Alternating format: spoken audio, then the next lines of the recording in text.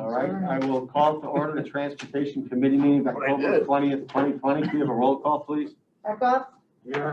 Hart. Here. Ely. Here. Noonan. Here. Pachowski. Here. Day. All right, we have a quorum. We have no public comment. May I have a motion to approve the minutes of October 6th, 2020? Second. Motion second. Any changes, alterations, or corrections?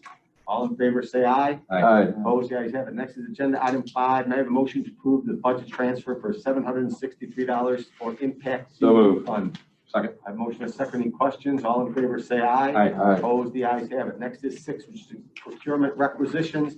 A motion to approve 2020-249, a contract to Nicor Gas for natural gas for the CNG filling station. So moved. Second. A motion and second. Any questions? All in favor, say aye. Aye. Opposed, the ayes have it. Next is 6B, which is a contract to Atlas Bobcat LLC for Bobcat repair and replacement parts as needed. So moved. Second. A motion and second. Any questions? All in favor, say aye. Aye. Opposed, the ayes have it. Next is DTP 27420, a contract to the Easton Oil Company to provide maintenance, repair, So and moved. operating supplies as needed. Second. I have a motion and a second. Any questions? All in favor, say aye. Aye. Opposed, the ayes have it. Next is a motion to approve DTP 27520, contract to Parsons Transportation Group for So professional moved. central signal system network supportive Say that services. 4 times Wow. fast. Second. And motion second. Any questions? All in favor, say aye. Aye. Opposed, the ayes have it. Next is agenda item 7, change orders. Motion to approve change order DTP 170A-20, amendment to a resolution issued to 3M Company So for moved. materials and goods. I have motion and a second by Sean. Okay. Any questions? All in favor, say aye. Aye. Opposed, the ayes have it. Next is agenda item 8, general resolutions. Motions to approve DTR 56920, a resolution authorizing a grant application to the Illinois Department of Transportation for Phase 1 engineering for improvements along the East Branch So moved. DuPage River Trail. Second. Motion is second. Any questions? All in favor, say aye. Aye. Opposed, the ayes have it. Next is ordinance 9A DT 7720, an ordinance to change the speed limit from 45 to 40 miles per hour. So don't drive on it. So move. Second. All right, motion second. Any questions? All in favor, say aye. Aye. Opposed, the ayes have it. Next is 9B, which is DT 8020, an ordinance declaring the conveyance of property necessary and convenient for a portion of So moved. drive adjacent to Illinois Prairie Path. Second. Motion is second. Any questions? All in favor, say aye. Aye. Opposed, the ayes have it. Next is a grant proposal notification. Move to place on file. So move. Second. All in favor, say aye. Okay, let the record reflect that Commissioner Zay is joining us. We are at number 11 for the presentation as to the winter operations contingency plan. Chris, go ahead. Right, so I'll introduce it initially. So one of the things Chairman Pachowski and I talked about as we were moving into our winter snow and ice season, he asked that we give an update on the potential effect that COVID-19 breakout could have on our operations. As you know, we have 2 seasons, winter and construction. So we're going into winter as we speak, and that's kind of our bread and butter. So I've asked Assistant County Engineer Mike Tooman to give us a brief PowerPoint on what the impact would be if staffing levels were reduced as a result of staffing availability due to COVID. So I will now turn it over to Mr. Tooman. Good morning. We could please bring up the slides. Basically, what we're going to do is go through it really quick about how we're preparing for winter and what we're doing to account for possible staffing implications of being sick. Sorry. I should have brought my overhead projector. I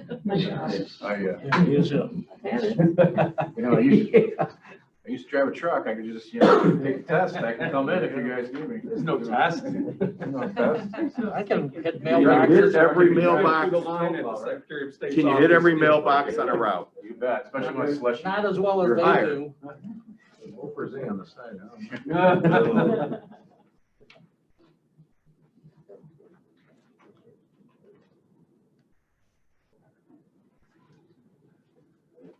So 2 truck drivers walking no. So you do have the presentation in front of you as well. Sounds good. It's gonna snow eventually. Thanks, Chris. Thanks for that update.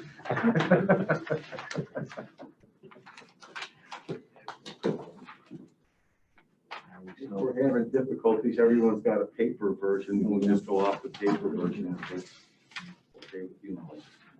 you Acceptable want by to, me. do you want to go to sequence and I could I can do new business? Yeah, why don't you do that? Why Well, don't we this is take a coming pass up. on this while we get it up and Chris, why don't you So give us let's just jump to new business. So, back several years ago, 2003, this committee had approved kind of a practice of advising the committee as construction projects are ongoing and cost changes are occurring to keep the committee advised of anything that would exceed $5,000 or less than 50,000 or 5%. And the thought was projects could keep moving.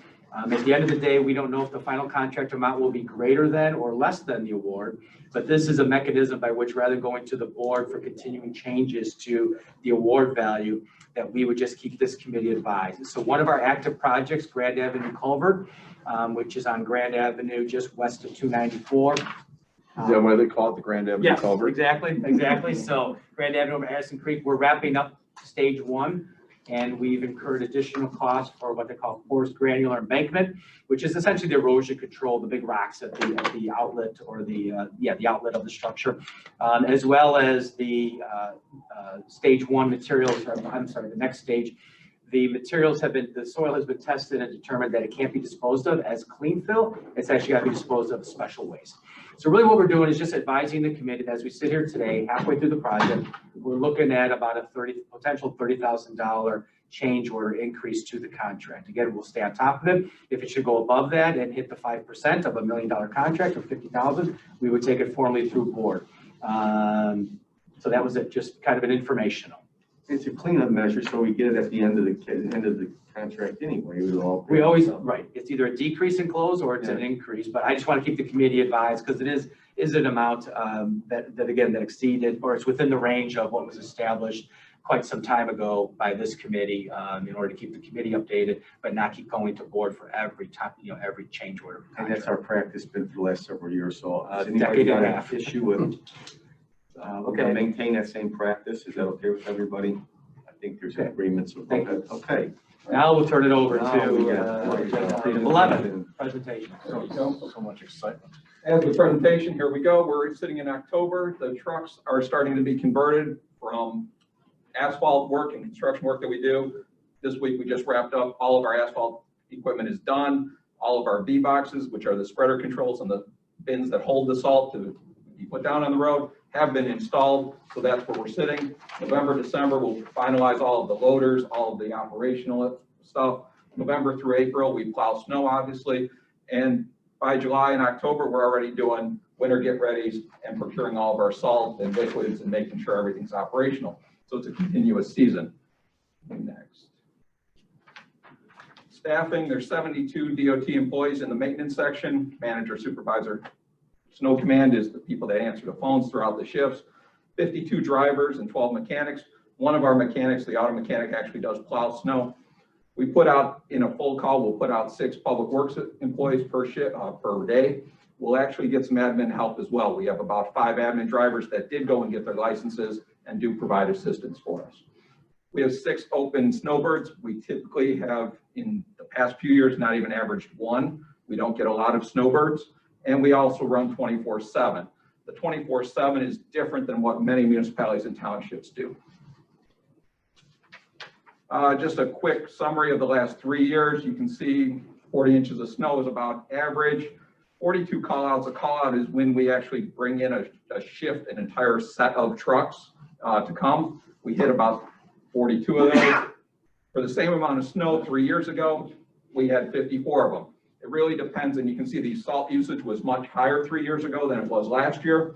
It tends to depend on what type of material and what is falling. If it's an icy event, we go with a lot more salt. So it varies every year, but there are just some averages.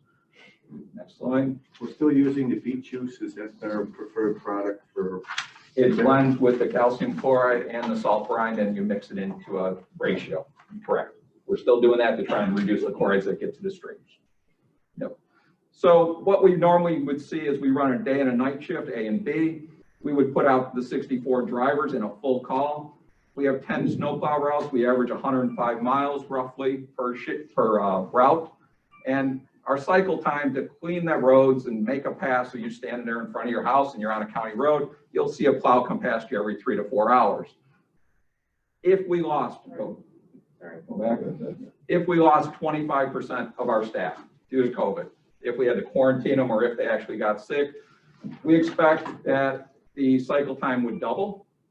And if we lost 50%, we expect it to triple. However, you have to realize that 40% of our events that occur in a given year, we don't put out a full call. We put out about to that 25% level anyway. If it's only a small snow under 2 inches, just an ice event, we only run out about 24 trucks. We're not running the full 64. So we should be okay in the majority of our events, but those cycle times will go up dramatically and the level of service correspondingly in terms of passable roads would be impacted. Next slide. To help with this, every single driver has gotten, and we've been using them throughout the summer as well, the small fine mist bottles and a disinfectant. So they have their own personal one, all labeled so they don't lose them. Whatever truck they get into, they spray this fine mist on it, wipe a truck down, wipe all their equipment down that they're using. So that's been effective. Next slide. We also have a new mister that is a more of an industrial strength one that hospitals use. It hits trucks in a bigger area. Plus we do locker rooms with it. We do office spaces and we do the fleet with it. By doing this, we've had one employee in the highway side that has had COVID, and that was in March 31st. April 1st was the first day he went out, and we had one fleet mechanic. Now the fleet, remember, fleet is dealing with all department vehicles and all the rest of it in addition to the highway stuff, and we've only had one employee there that has been impacted and we went on to a quarantine. So we think we'll be fine. It's going to impact us if we have to, and if it's the disease, and obviously this stuff is ramping up, but we think we can accommodate it, but we just wanted to make you aware that cycle times and level of service can definitely increase if we lost substantial numbers of people. That's what I have for a presentation. If anybody has any questions. On the slide, historic trends, when it talk about call-outs, is that all overtime? It is not. Okay. It is not. Just curious. We run, the shifts typically run 10 to 10, AM and PM, and so half of that shift for each group is standard hours. That's only if it's Monday through Friday. That's correct, yeah. Yeah, that's correct. Seems like we worse if it's snowing the weekend. Friday, Saturday, Sunday. But that's good though. Only the world started 3 days I tell later. You know you're on a That's county right. road because it's plowed. You went on Route 38 and it's terrible. And we're gonna try and keep that and anticipate being able to do it with the extra people. We talked about 6 public works employees. There's 15 on our list of available. So with their help, we only put out 6 during a full call, but we have a pool to pick from of 15 to help us. So we can always bring in more people. Is that a CDL license plus training? Is that what That is correct. It takes a lot of training to put those posts, mailboxes. And Don, Don's comment about, after an event or during an event, when you're on the county highway because it's passable. And that's why we thought today's presentation was important, because obviously we hold ourselves to a high standard. So does our residents and businesses, et cetera. So, but we will go through the whole cycle. Some agencies may adopt a one lane, one direction, keep it open, but if you keep pushing that material to the right and cars keep driving over it, now we got a winter ice condition that we'll never scrape that. So the intent is to get a full cycle, all lanes. It won't be bare pavement, it'll be passable, but we think that's a better scenario than just keeping a single lane open. Obviously, we have hospitals and schools, depending on what the situation is, and businesses. So we can't not do something. But we will try to prioritize where the most immediate needs are. And sometimes north versus south is day and night. The amount of snow we get north versus south in the event. So sometimes we just shift people. So we have a lot of tools in our box, and Mike told me to prepare for this. No event is typical. They're always shifting. So this is definitely in our wheelhouse. It's just COVID has presented a new challenge. Anybody have anything else? Thank you, Mike. Do we have anything else under old or new business? Anybody wants to bring out anything? Yeah, I just wanted, last meeting, Chairman Pachelski asked that I just give an update on where we're at with revenues. And so I just want to update you. We did get the August and September allotments for local gas is 2 months in arrears, motor fuel tax is 1 month in arrears. And we're still hovering at 20 to 25% below where we were at this same time last year. What I mean by that is April to current. So again, we're tracking, when you start to see 20, 25%, we based all of next year's budget on 20%, and we're still at as high as 25% in local gas. I just wanted to keep the committee updated. All right, thank you. Is there anything? Okay, without objection, we stand adjourned. Thank you, guys. Nothing from the state's attorney?